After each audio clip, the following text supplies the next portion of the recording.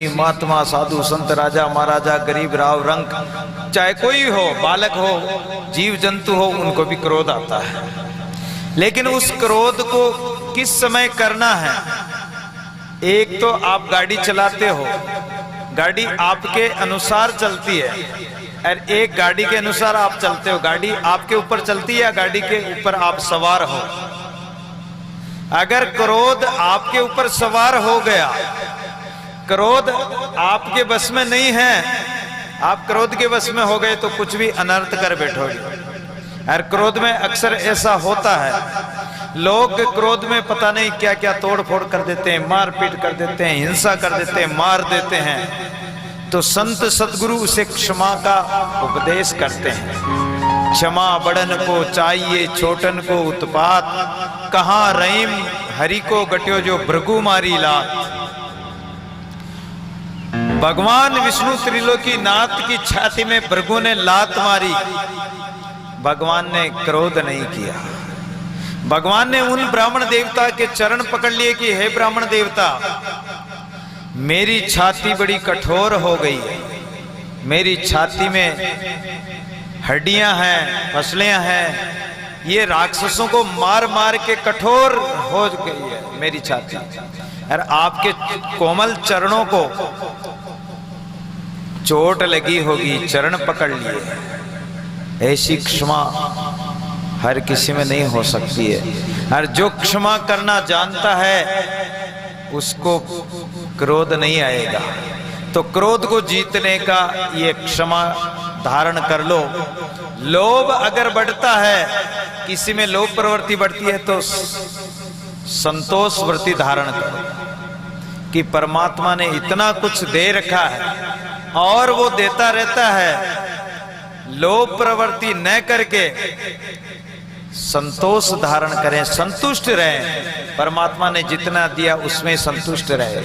थोड़े माई बहुत दादू रहूं लियो लाए। काम क्रोध लोभ और मोह है।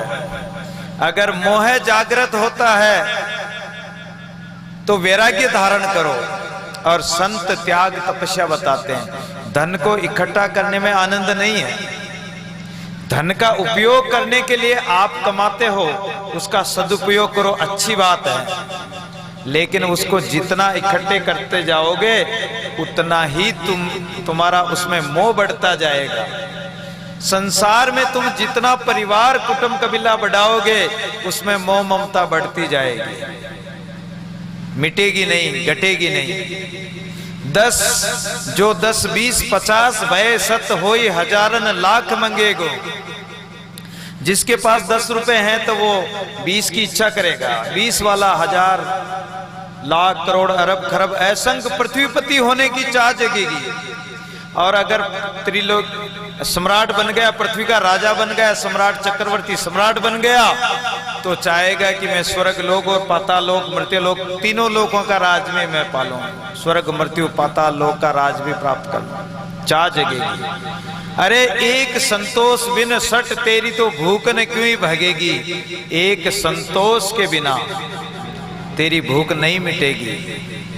इसलिए इन चीजों को संत महापुरुष कहते हैं कि साईं सत संतोष दे भाव भक्ति विश्वास, सिदक सबूरी सांस दे मांगे दादू दास। दादू जी महाराज भी परमात्मा से मांगते हैं कि हे प्रभु, साईं इतना दीजिए जामे कुटुंब समाई, मैं भी भूखा ना रहूं साधु न भूखा जाए। इतना तो परमात्मा ने दे ही रखा है, और नहीं है तो परमात्मा दे देता है। इसलिए संतोष धारण करके रखें। देखो ये संत महापुरुष, ये कथाओं का मतलब केवल कथा सुनने से कभी कल्याण नहीं होगा, ये ध्यान रखना। चाहे आप भागवत को 1 लाख बार करोड़ बार सुन लो। कहते हैं कि एक बार भागवत सुनने से परीक्षित की मोक्ष हो गई, लेकिन परीक्षित की मोक्ष कैसे हुई? कि उसने सब कुछ त्याग कर, राज खजाना रानियां वगैरह सब, धन संपत्ति माया लाव लश्कर सेना सब त्याग कर गंगा के किनारे जाके बैठ गया। एक लोटा भी साथ में नहीं ले गए थे परीक्षित महाराज। और 7 दिन तक निराहार रहकर किसी भी प्रकार की कोई इच्छा कामना नहीं रखी। केवल कामना थी तो प्रभु के दर्शनों की या मुक्ति की, और उन्होंने निराहार रहकर, निराधार होकर, निष्काम भाव से परमात्मा का भजन किया तो 7 दिन में उनकी मोक्ष हो गई, उनकी मुक्ति हो गई। एक बार भागवत सुनने से ही मुक्ति हो गई। शायद आप लोगों ने कितनी बार भागवत सुनी होगी? 10-15 बार तो मैंने भी भागवत सुना दी। ना तो मेरा कल्याण हुआ, ना तुम्हारा कल्याण हुआ। अगर कल्याण हो गया होता तो अपन यहाँ नहीं रहते हैं। वो गोकर्ण जी ने वो प्रेत बना हुआ धुंधली, जो धुंधुकारी प्रेत था, उसको भागवत सुनाई तो उसके लिए तो विमान आ गया और उसको तो विमान लेके चला गया। गोकर्ण जी कहते हैं कि ये क्या हो रहा है? अरे विमान, भागवत तो हमने भी सुनी, हमारे लिए तो विमान नहीं आया और इनके लिए विमान आके ले गए और हम यहाँ देख बैठे बैठे रह गए। सुनाने वाले यहीं के यहीं रह गए और सुनने वाले चले गए। एक कोई गुजरी थी, गुजरी मथुरा में दही बेचने जाती थी, मथुरा वृंदावन। तो अपने गांव से जाकर यमुना पार करके जाती थी। नाव में बैठकर जाना पड़ता, 2 पैसे उनको प्रतिदिन नाव वाले को देना पड़ता। तो वो एक दिन एक संत की कथा में चली गई। एक कोई ब्राह्मण देवता, कोई विद्वान कथा कर रहे थे, भागवत कथा। उस कथा में आया कि भगवान के नाम से भवसागर तीर जाते हैं, तो नदी नाले की क्या विशाल है। जब भवसागर ही तर जाते तो नदी नाले क्या चीज है। तो गुजरी को विश्वास हो गया। अब गुजरी ने विश्वास करके और वो नदी में नाव में न बैठकर उस यमुना नदी में जल पे, जैसे अपन जमीन पे चलते हैं ऐसे जल पे की गुरुदेव ने, संत ने, विद्वान जो भागवत कर रहे थे उन्होंने बताया है कि भवसागर ही तिर जाते तो ये तो छोटी सी नदी है, क्या ये नहीं तिर सकती हूं। राम नाम के प्रताप से उसे पूर्ण विश्वास था, भरोसा था, और भरोसा करके वो नदी पर जैसे जल पे चलते हैं ऐसे पानी पे चलकर अपने गांव की तरफ चली गई। 2-3 दिन ऐसा हुआ, उसने सोचा कि एक संत की कृपा से और मेरे को 2-2 पैसे रोज बच जाते हैं, नाव वाले को नहीं देना पड़ता है, उस ब्राह्मण देवता की वजह से। अब उस ब्राह्मण देवता के पास गई, दही बेचने तो जाती थी, कहने लगी कि हे देवता, हे ब्राह्मण देवता, आपने मुझे एक बार कथा सुनाई, मेरे तो रोज 2 पैसे बचने लग गए। अब तो मैं नदी पर सीधी आ जाती हूँ, मुझे घाट पर जाने की जरूरत नहीं पड़ती। महाराज, कल आपका निमंत्रण मेरे घर पर भोजन प्रसाद का है, मैं खीर बनाऊंगी और आपको खीर खिलाऊंगी। बोले ठीक है। दूसरे दिन वो आई, दही बेचने और महात्मा को साथ ले गई। वो विद्वान जो ब्राह्मण थे वो कहने लगे कि अरे गुजरी कहाँ जा रही है, इधर तो घाट है ही नहीं, घाट तो उधर है, नाव उधर मिलेगी। बोले महाराज आप तो आ जाओ, नाव की जरूरत ही नहीं है। अब वो नदी जो ही आई और गुजरी तो पानी में उतर गई, पानी पे जमीन पे चलते हैं ऐसे चलने लगी और महाराज को बोली, वो ब्राह्मण देवता थे उनको बोली कि महाराज आप भी आ जाओ, सीधे निकल जाएंगे, घाट पर जाने की, नाव में बैठने की जरूरत ही नहीं। महाराज आपने कहा था कि नाव में भवसागर राम नाम से तिर जाते हैं, तो ये तो छोटी सी नदी, महाराज आ जाओ। अब वो गुजरी तो पानी पे चलने लगी, लेकिन वो महात्मा जी तो जो ही पानी में पैर धरा तो घुटने घुटने तक पानी में पहुंच गए। दूसरा कदम बढ़ाया तो कमर तक पानी आ गया, तीसरा कदम बढ़ाया तो छाती तक पानी आ गया। अरे बोले महाराज आ जाओ। अरे बोले गुजरी क्या मुझे पानी में डुबोकर मारेगी क्या? अरे बोले महाराज आपने तो कहा था कि भवसागर पार हो जाते राम नाम के प्रताप से, तो देखो आपने राम नाम दिया जिसके प्रताप से मैं जल पे स्थल की तरह चल रही हूँ, आप भी तो ऊपर होके आ जाओ। बोले गुजरी वो बात कहने की और थी और ये बात और है, वो तो केवल कहना कहना था। अरे ये तो नदी है, पानी है, इसमें तो डूबेंगे, कैसे तिर सकते हैं? देख लो मैं तिर रही हूँ, मैं पानी पे चल रही हूँ। तो जो वो कथा कहने वाले थे वो तो यहीं के यहीं पानी में भवसागर में डूब गए और गुजरी पार हो गई। मिस्र कथा करे बहु करी रहो वार को वार, राम नाम धार के भई गुजरी पार, वो गुजरी पार हो गई। तो कथा चाहे कितनी सुन लो, भागवत सुन लो, रामायण सुन लो, गीता सुन लो, दादुवाणी सुन लो, लेकिन सुनने का महत्व क्या होता, मतलब क्या होता कि इसको धारण करें, इसको अपनाएं। ये चीजें जैसे अभी मैंने बताया था कि काम क्रोध लोभ मोह की जब लग मन में खान, तो पंडित मूर्ख ज्ञानी तीनों एक समान। जब तक काम क्रोध की वासना, चाहे पंडित हो, चाहे ज्ञानी विद्वान हो, चाहे साधु संत हो, चाहे कोई गृहस्थी हो, चाहे कोई भी हो, उसके अंदर अगर ये काम क्रोध वासनाएं नहीं मिटी, प्रेम भाव नहीं बढ़ा, भक्ति ज्ञान वैराग्य नहीं आया, तो कथा सुनने से कोई फर्क नहीं पड़ेगा। क्यों कि कथा सुनी, इस कान से सुनी, इस कान से निकाल दिया,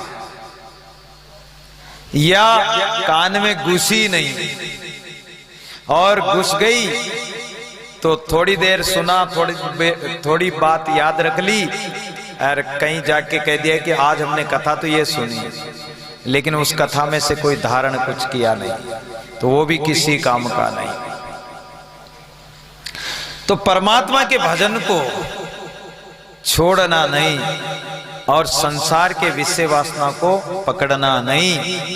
परमात्मा के नाम में ऐसे लग जाओ दृढ़ता पूर्वक, जैसे मछली जल के बिना तड़प जाती है, वो जल के बिना रह नहीं सकती। चींटा मिस्री को एक बार चख लेता तो उसको छोड़ता नहीं, और अगर जैसे काटता भी है तो वो छोड़ता नहीं, टूट जाए भली नहीं छोड़े। इस प्रकार हमारा चित्त रूपी चातक, ये मन रूपी जो भंवरा है, जैसे भंवरा होता है कमल के फूल में मकरंद लेने के लिए उसमें बंद हो जाता है, लेकिन वो बड़ी बड़ी लकड़ियों को, कठोर लकड़ी को काट सकता है, लेकिन वो कोमल फूल को नहीं काट सकता, उसमें बंद हो जाता है।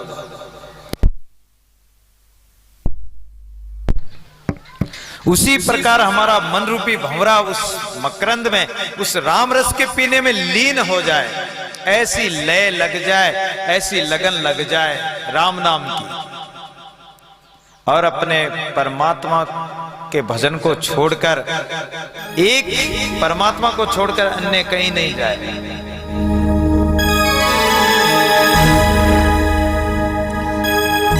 मुझे ऐसी लगन तू लगा दे, मैं तेरे बिना पल ना रहूं, मैं तेरे बिना पल ना रहूं।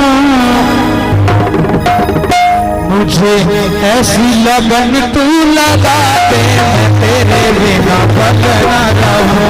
मुझे ऐसी लगन तू लगा दे, मैं तेरे बिना पल ना रहूं।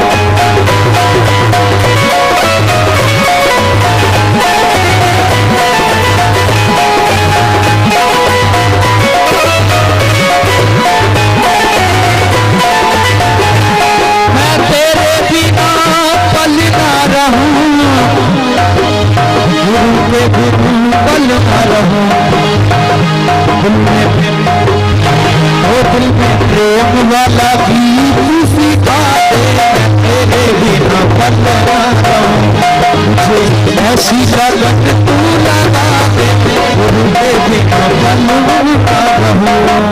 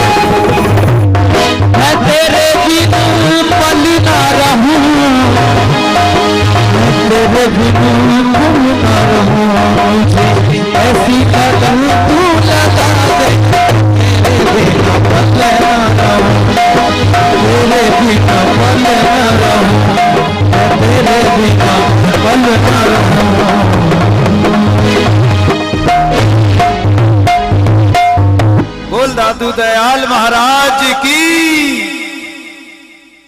ऐसी लगन लगा दे मुझे, मैं तेरे बिना